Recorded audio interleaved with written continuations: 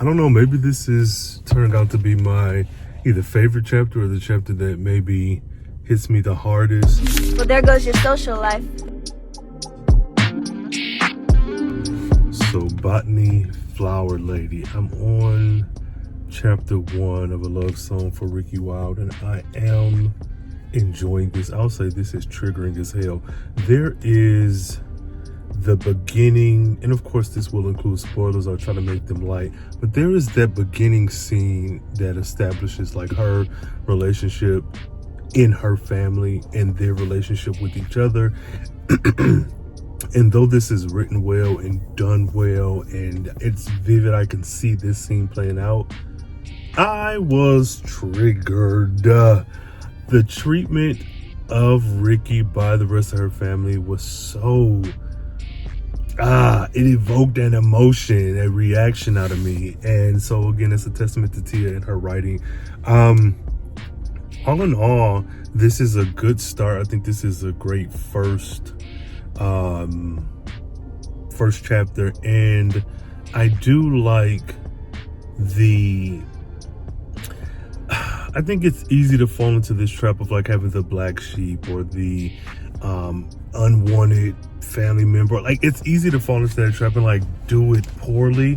Like, you're unwanted for the sake of being unwanted. You're the black sheep for the sake of being the black sheep.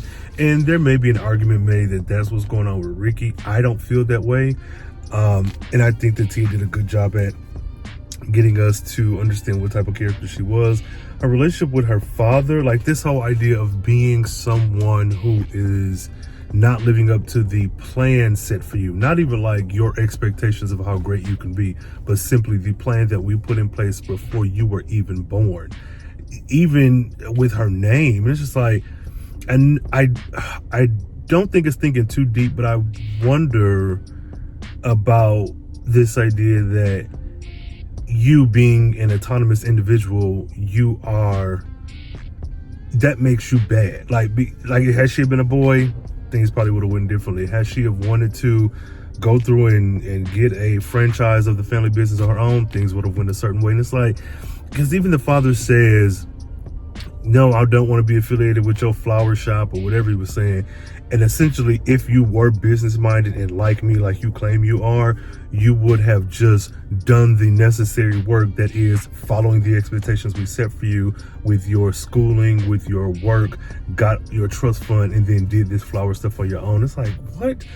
Why must I sacrifice so many years of my life to fulfill the destiny you planned for me? And how do I know that that's even going to come to fruition after? Like, had she have done all those things, became the person you wanted her to be, who's to say you don't move the goalposts? Yeah, we'll give you your trust fund, but then her being 15 years younger than the next eldest sibling, and those three girls falling in line, who's to say that you don't do all this work and then the family feels like, oh, you're not doing it for the right reasons, or you're just doing it to get somewhere else, so now you have to work another 10 years. It's like, I don't know. So I'm enjoying it. It is a rare, charged day. In the old days back home, folks whispered that it was an enchanted time, when the veil between this world and the other was gossamer thin. The same folks also thought you could get pregnant from wearing a boy's shoes, so I never believed them. Until Ricki and Ezra.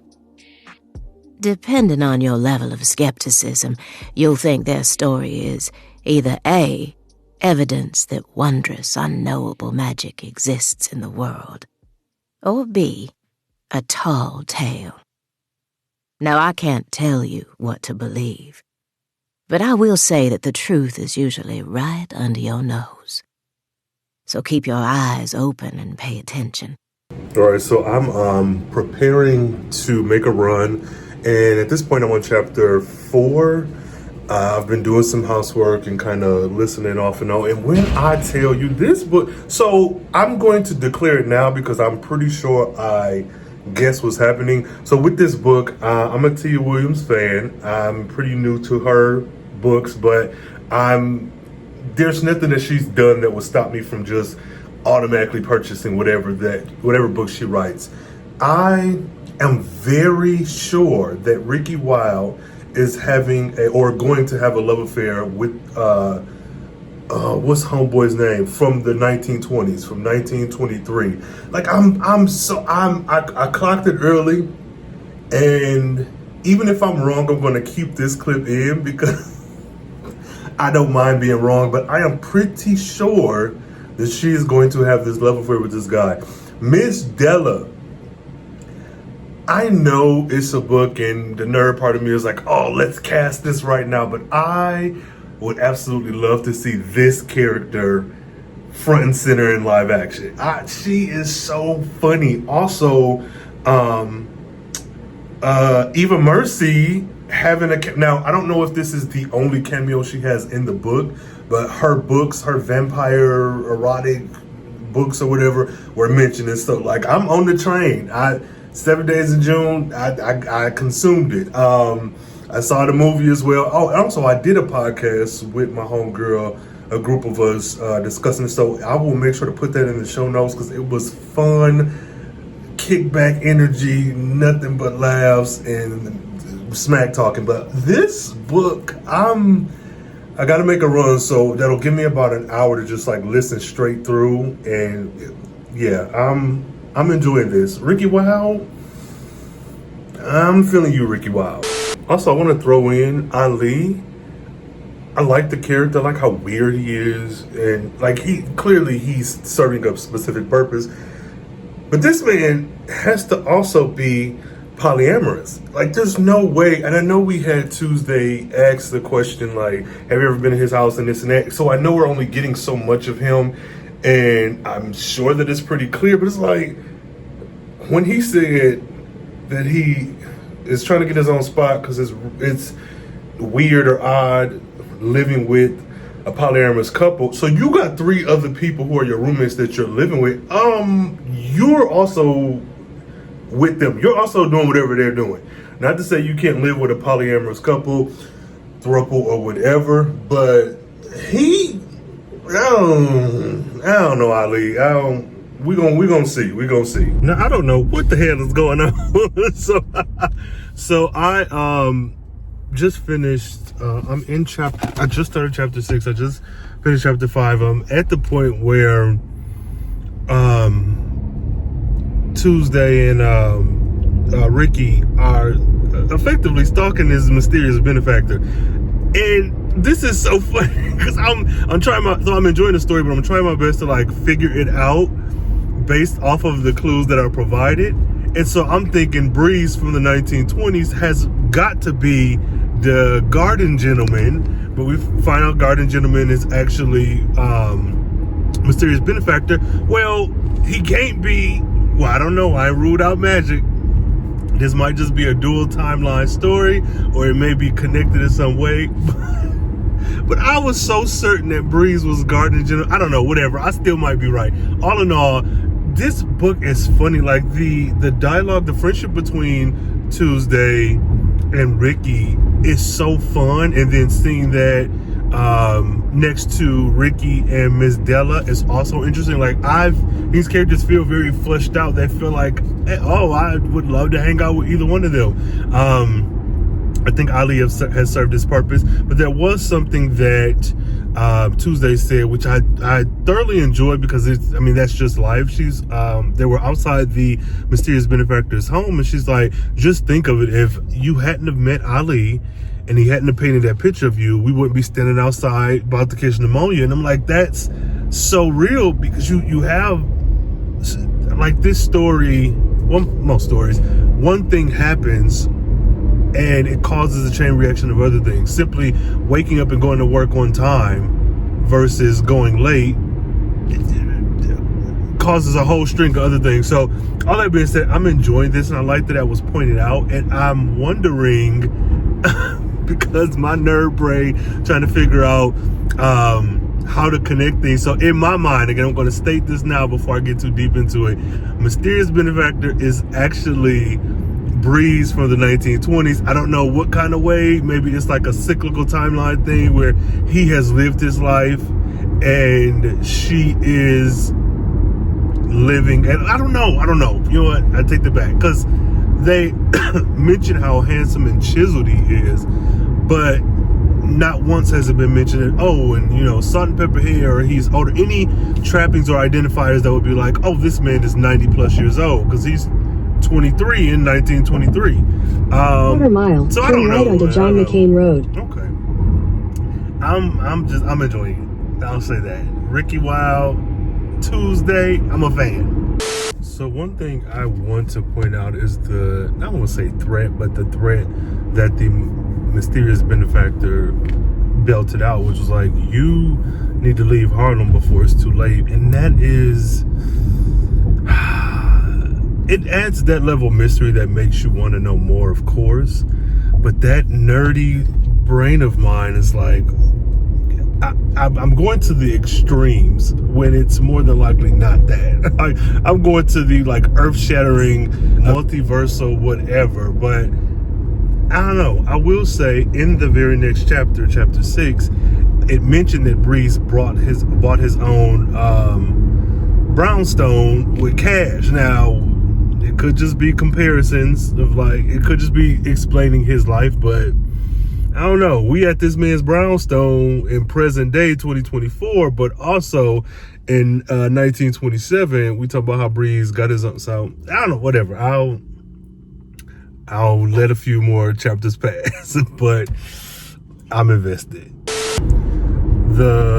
Which I don't know how I didn't see this coming. So the issue concerning Sunny, in this time jump, I think Tia is doing a good job at presenting things and kind of seeding them in so that once they do pop up or you get the twist or the reveal, like it is that much heavier. So I'm distracted by Tuesday and Ricki. Then we move back to the past with Breeze. And I'm thinking in my head, like, where's his cousin? But we're getting so many updates on the past 5 years and how his life has progressed and all this other stuff that I would like to actually talk with her and ask her, like, where did this come from? Because effectively what she's done is presented stands or fans, what we would consider present day stands of Breeze's work, which that's not unheard of. Any period piece that you see, especially involving music, you're going to see this. But I'm wrapped up in the updates and in Breeze being this person who is, you know, successful, that when I get a chance to slow down and consider, okay, where is Sunny, then I'm immediately hit with, yeah, that drug addict who was beating on the door trying to get to me, that was Sunny. And I ain't gonna hold y'all, like my heart sank a little bit with him being introduced. He was done so well, this charismatic runt of a cousin who made it in a big city, and it's I don't know, it's just something that I could kind of latch on to. But man, for him, and then also to mention that Behold got swallowed up in the city while Low didn't, and then I think the past portion is done expertly well. One book that I don't think did it as well was The Other Black Girl, and so now that we're getting this, that is a bit of my fear, is that it wouldn't be done well. Two different authors, but this is Hazel May McCall, my new assistant. Really? Hi. So I'm still in chapter 6. I don't know, maybe this is turned out to be my either favorite chapter or the chapter that maybe hits me the hardest.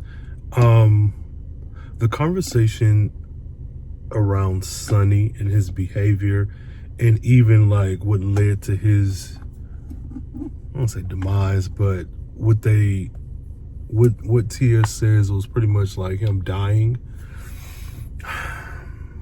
I think I need to sit with that a little longer. I know this is a period piece, and so we're getting the story from that time period, from the 1920s, and everything that surrounds that. But going back to my earlier point about Tuesday saying, oh, imagine if you had met Ali, you wouldn't have did the picture about whatever. But it's like the same thing, because a lot of the, like, I can see a lot of, I've seen a lot of what's happening with Sonny in movies, in TV, and in real life. And so though this is fictional, to see like this going on in the 20s and then seeing how that's replicated and it's still going on today. And again, going back to what Tuesday said, if you hadn't did this, then this one happened, this and that. And knowing that even though Sonny is this charismatic, great, wonderful guy who's so fun and helping his cousin, get acclimated and whatnot, he's swallowed up by this city. And a lot of it has to do with like the immediate past of like how him as a black man and his family as a black family was treated in the 1920s. To sit there and take abuse and be spat upon, hit in the head with clubs, stone, ugly words thrown at you, and keep your dignity and remain nonviolent. I was one of those people who said that if anyone ever did that to me, I'd stab them in the eye. I'd hit them in the head with a brick. But that's because I was frightened. I was too frightened to go down to Mississippi, Alabama, Georgia. I was too scared to sit in the church at night and plan meetings. I was too frightened to be a part of that. But if it wasn't for you people who were down there and did that, believe me, I know in my heart that I wouldn't be here today. It's like, man, I don't know if I have a direction for this leg of the conversation right now, but I don't know. Something about that is sitting with me. So as of now, being like towards the end of chapter 6, this is probably, I don't want to say my favorite chapter, but probably so.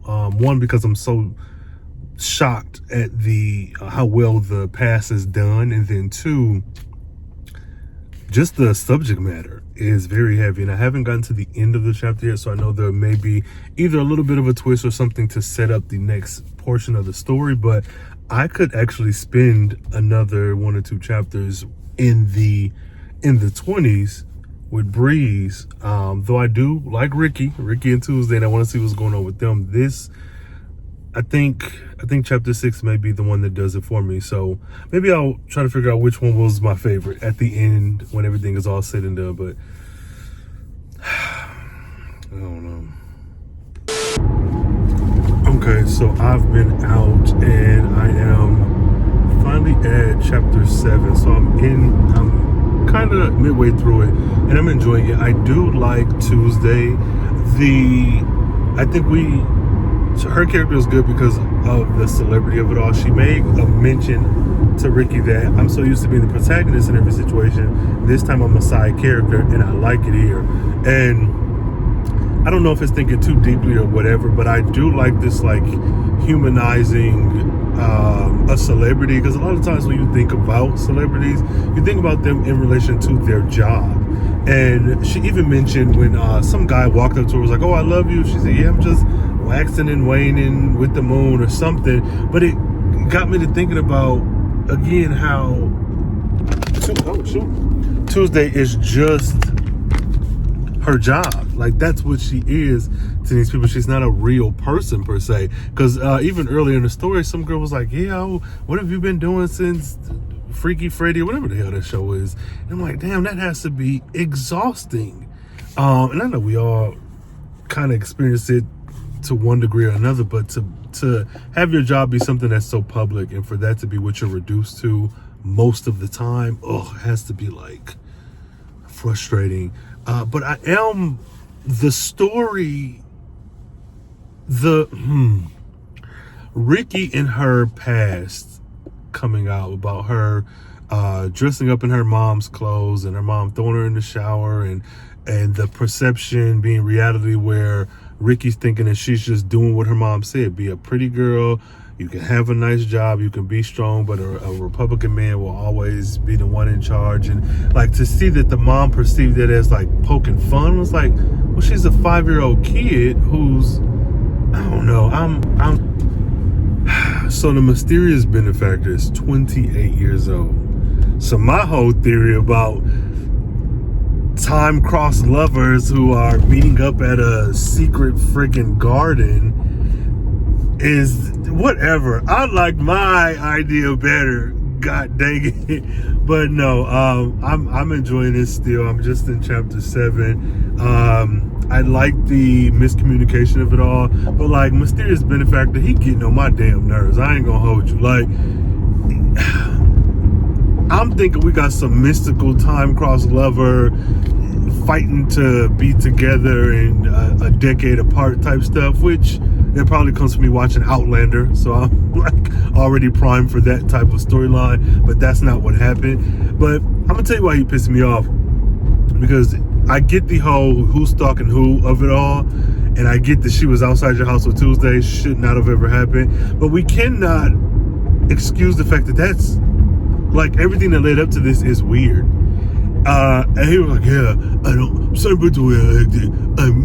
I'm private. I don't like to be found. Boy, shut the hell. Don't nobody, shut up. Girl, stop. Shut up. Once I learn his real name, then I'll call him that. But boy, shut up.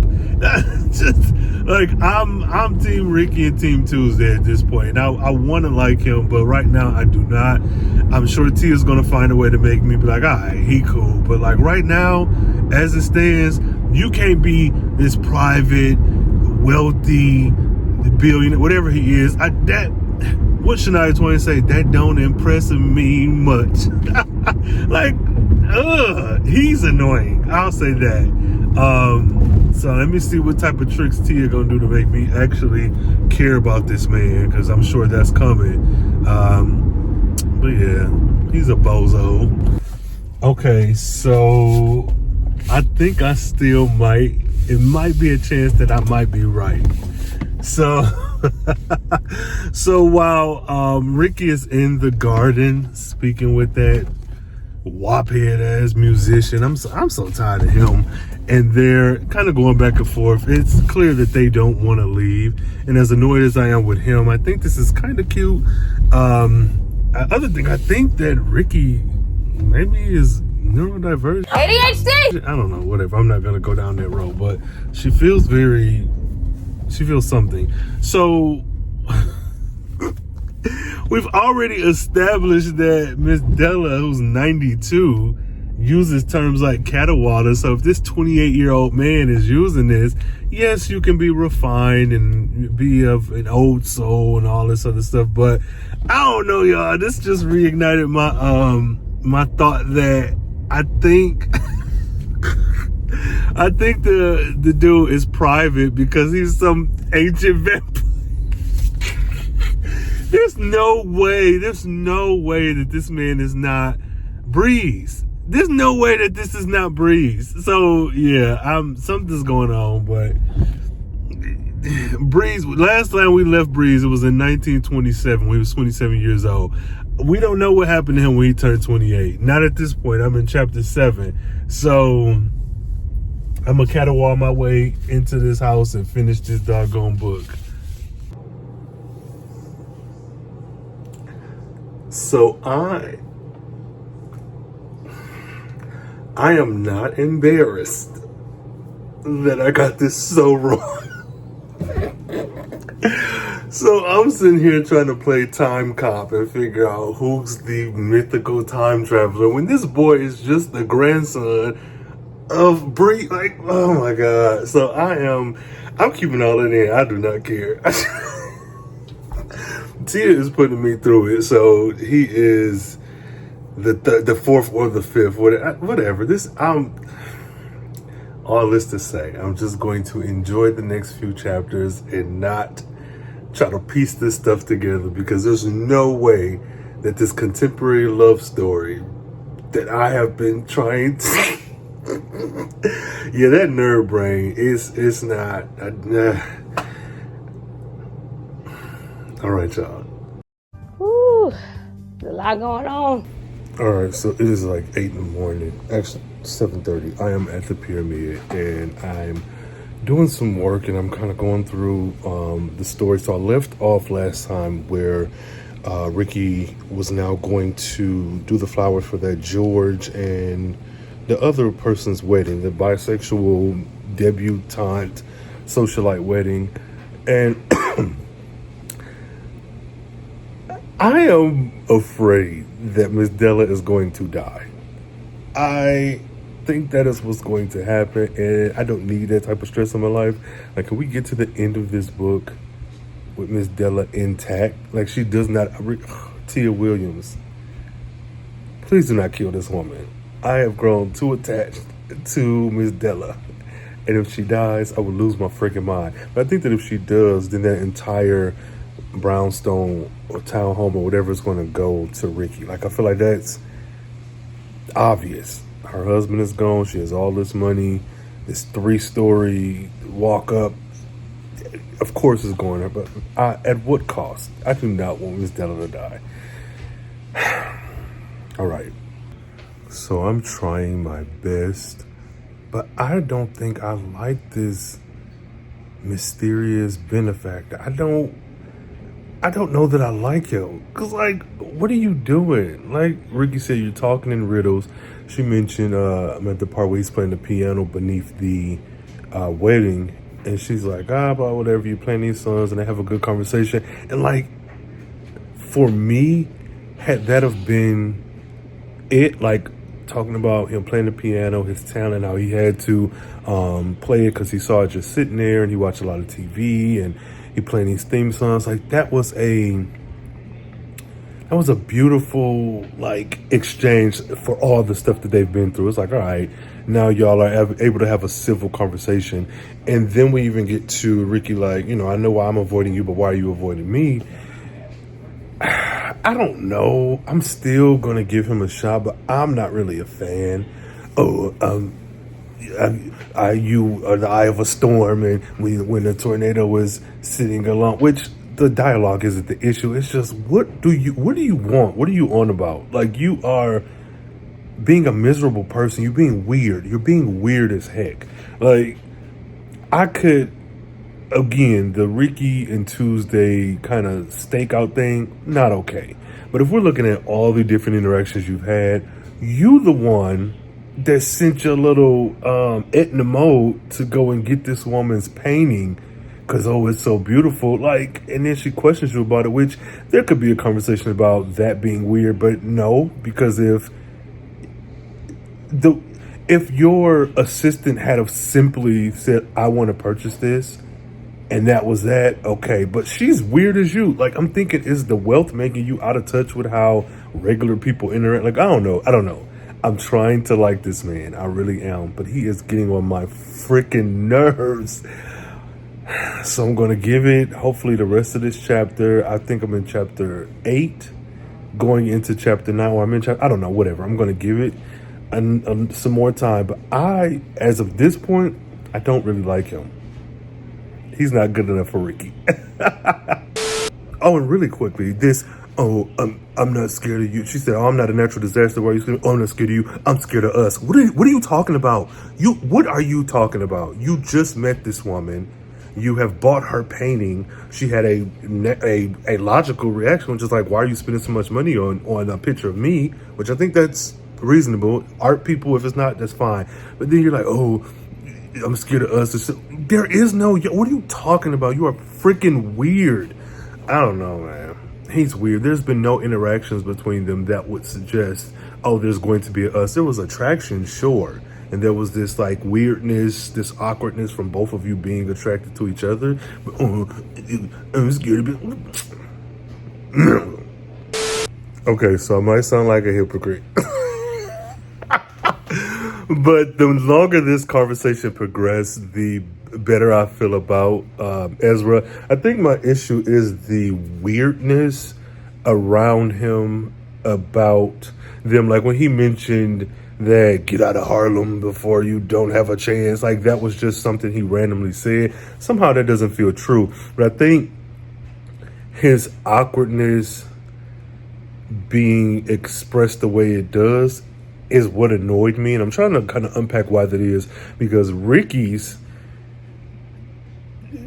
awkwardness, for lack of a better term, is endearing to me. And it's probably because it's a lot like my own. Just a bunch of facts that you know and odd conversation that you kind of blurt out to fill the dead space and time. Like, that's something that I can kind of pull on with him.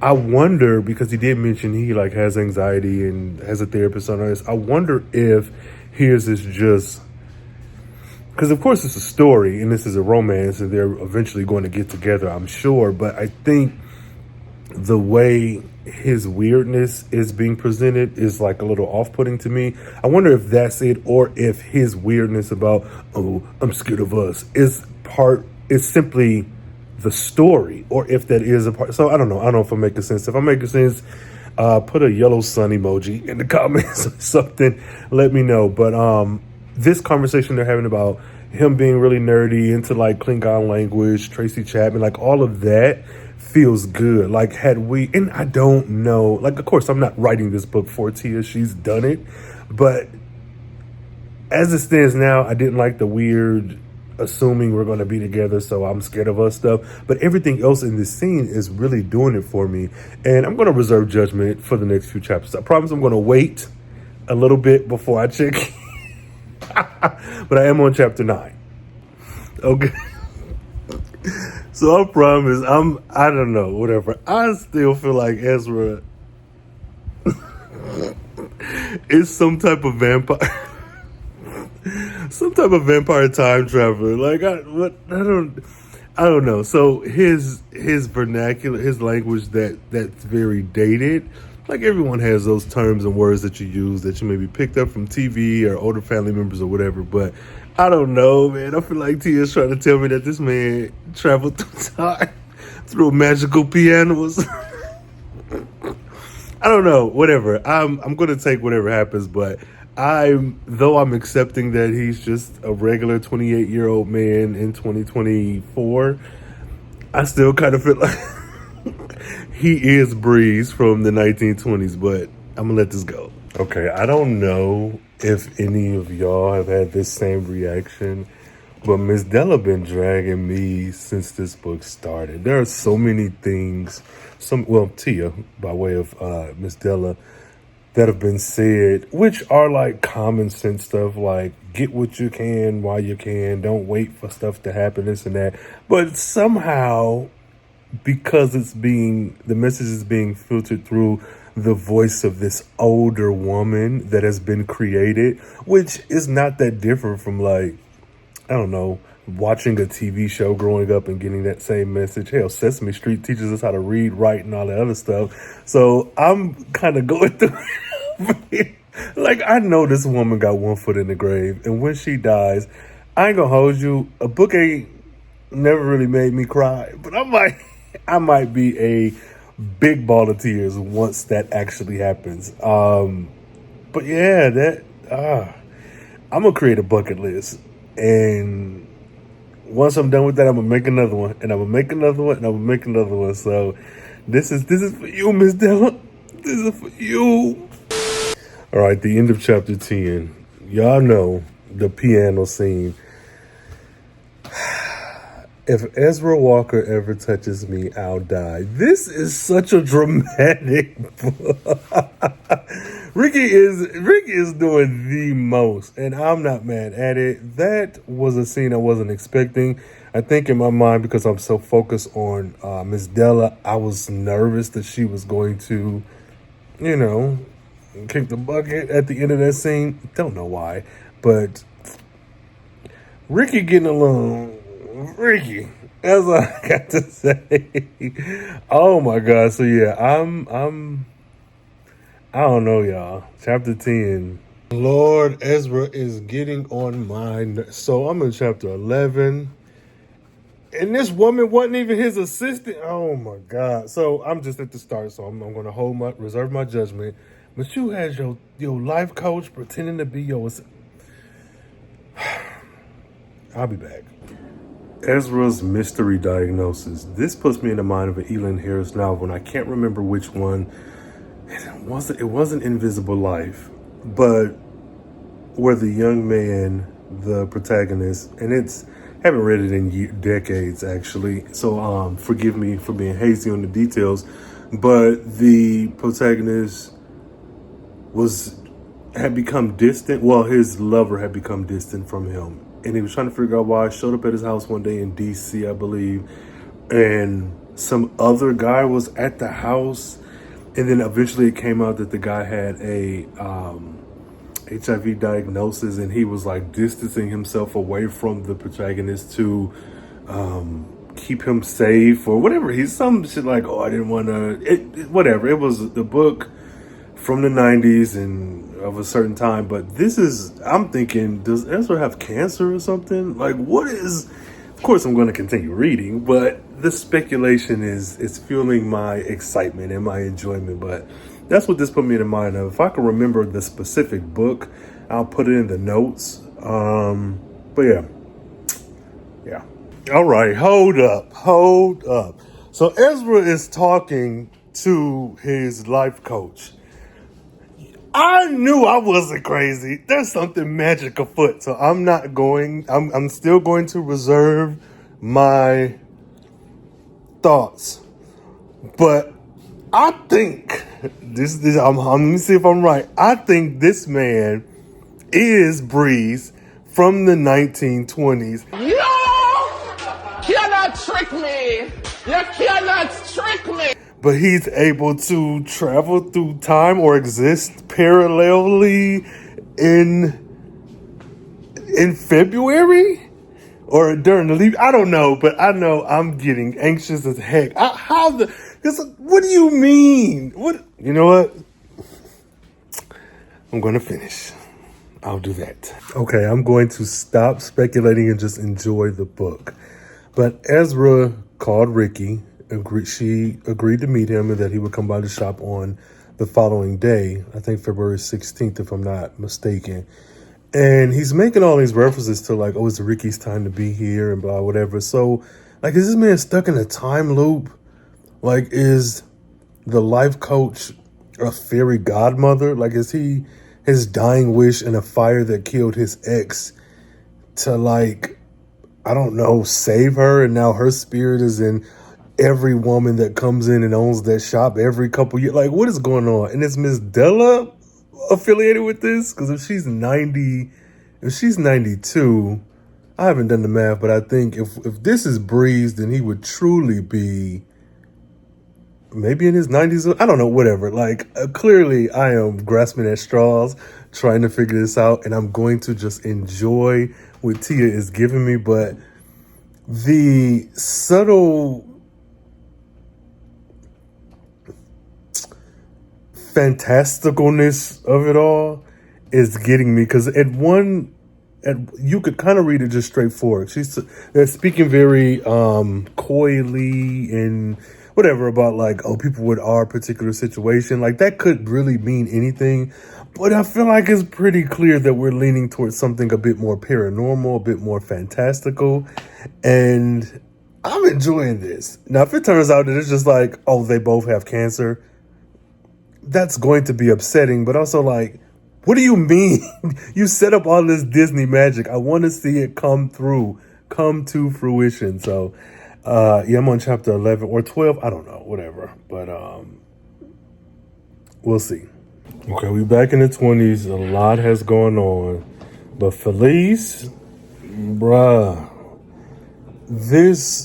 God, I hate this. This is a tale as old as time. Much like Sonny and the treatment he received from the police and from those, I think, Irish guys.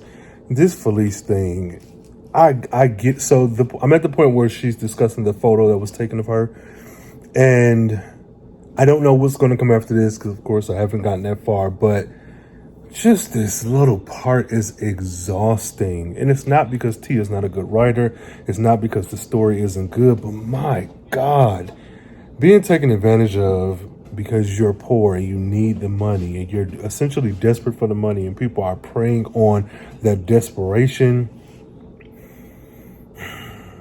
I don't know how her portion of the story is going to end. I have a pretty good idea that maybe, she did some sort of hoodoo or voodoo, and forgive me if I'm getting this wrong, those of you who are practitioners, but the way the story is set up, perhaps that will either directly or indirectly affect Breeze. But like all of that fantastical stuff, that storyline to the side, this is so,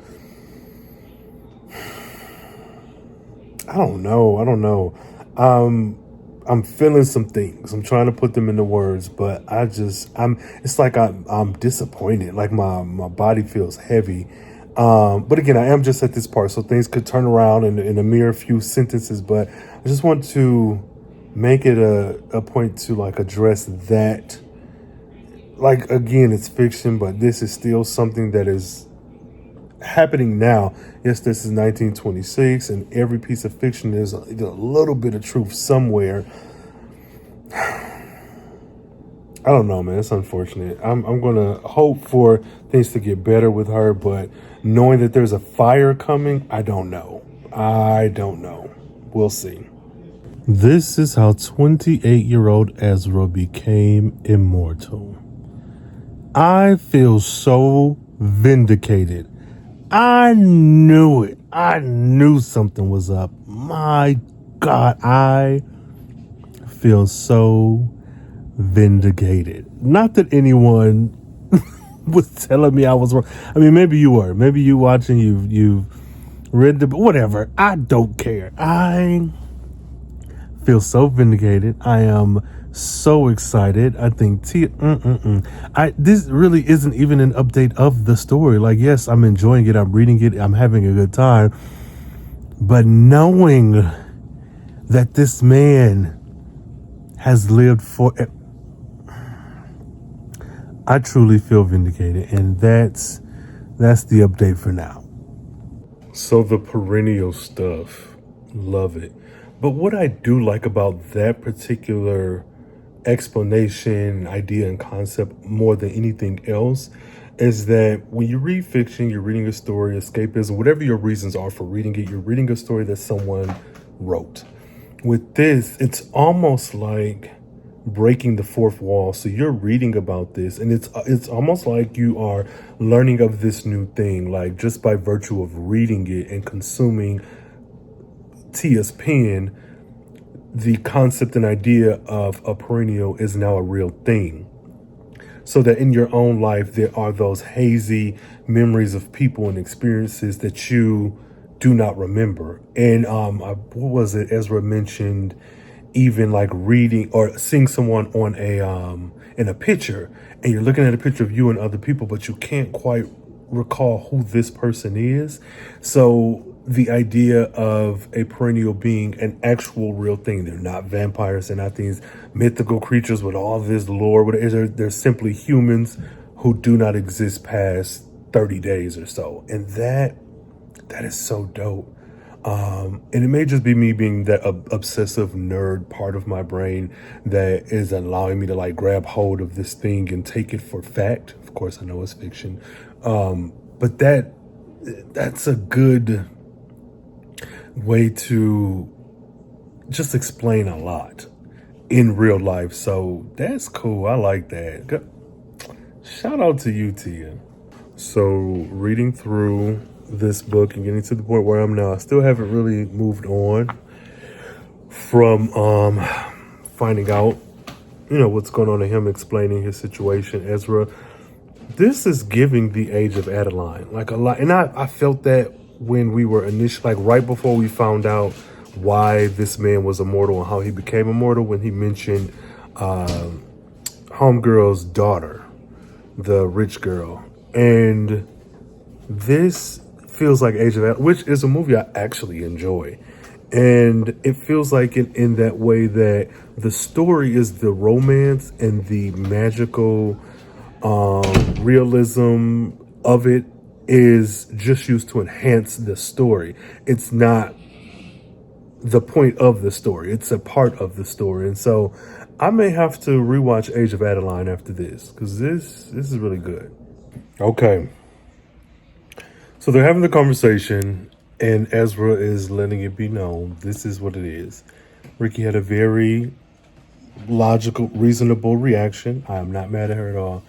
But I guess my question is, if we know you're 12 days out from dying, and we know that this curse was put on you by homegirl, why not just go to another practitioner of voodoo and figure out, hey, can you help us? It's like, there has to be a way for one spell or incantation or curse to outweigh the other. Like, there's no way.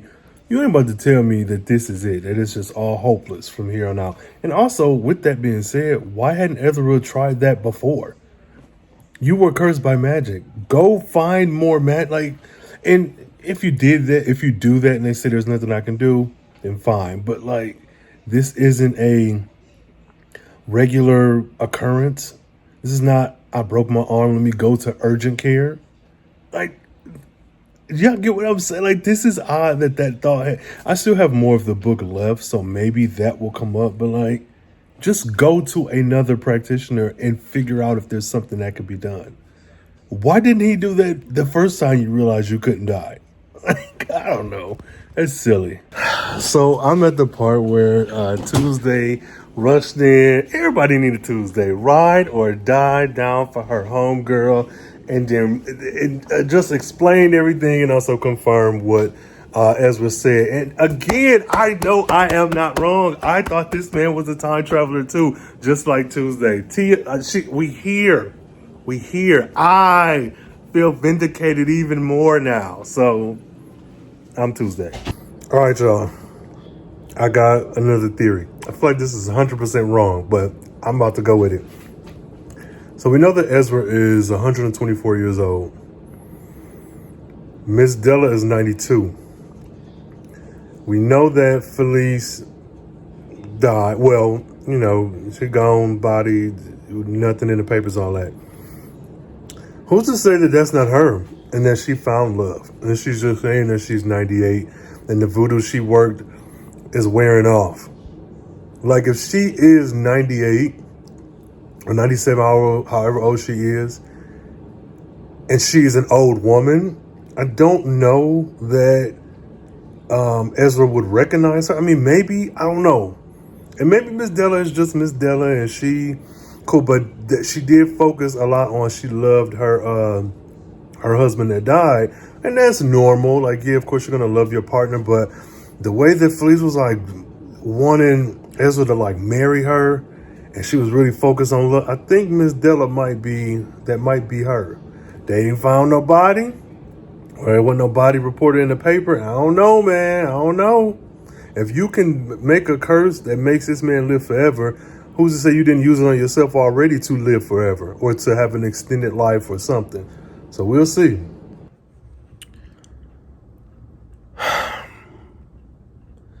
Miss Della is that girl's daughter. What is happening here?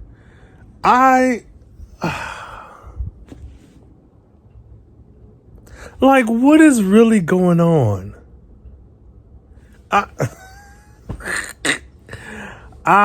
So she done got with that man and made him buy this doggone brownstone. Whoo, Lord, this is a wild ride. And I'm sitting there talking about she's probably Fabian. Oh, fool, that's her daughter. Lord.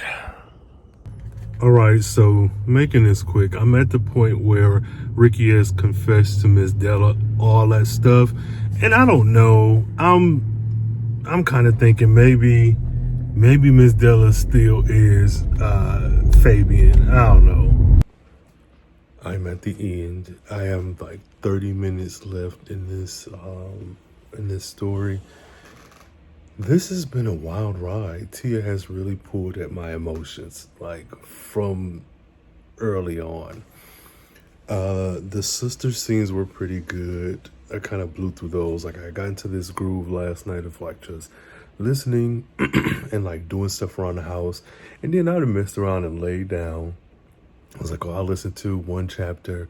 Then I'll maybe get up and start doing some more. I mean, I fell asleep.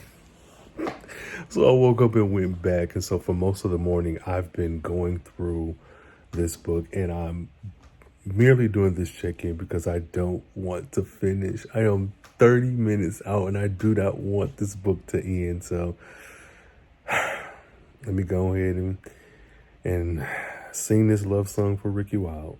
All right, I have finished the book. Actually finished it a few days ago.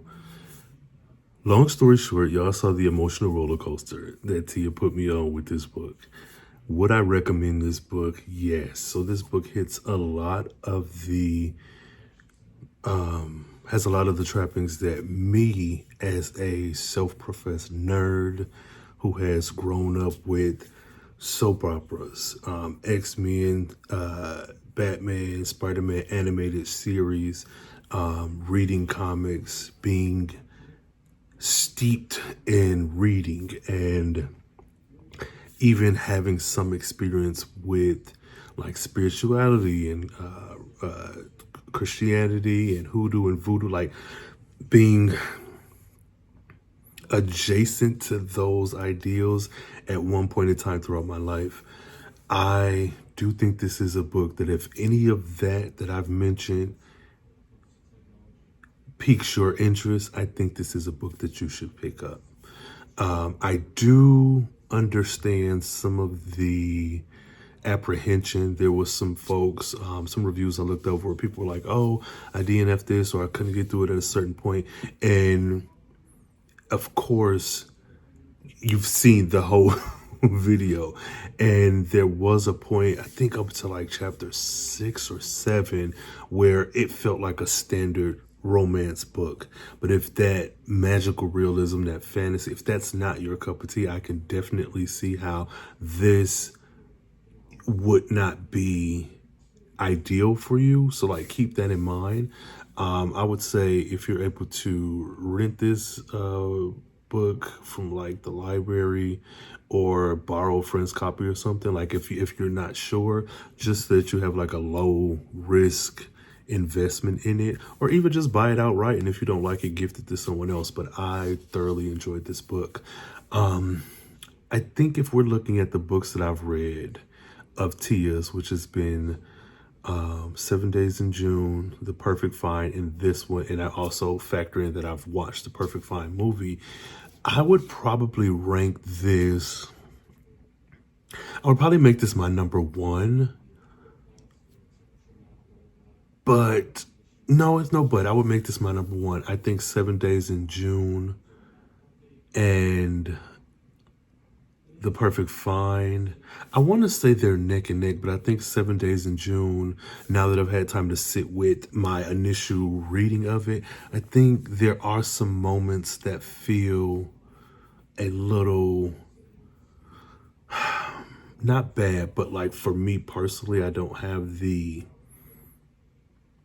didn't grasp on to some of those moments, but that's also the joy in reading, that you can experience not only things that represent you and your life and your walk in life and whatnot, but also get the perspective of your views and or other views from someone else. So I don't know, I don't have anything bad to say, but I will say that reading this book, if you are going to read maybe like chronologically, there's like slight spoilers, but kind of not really, because Tia writes romance and you know that the couple will always be together in the end.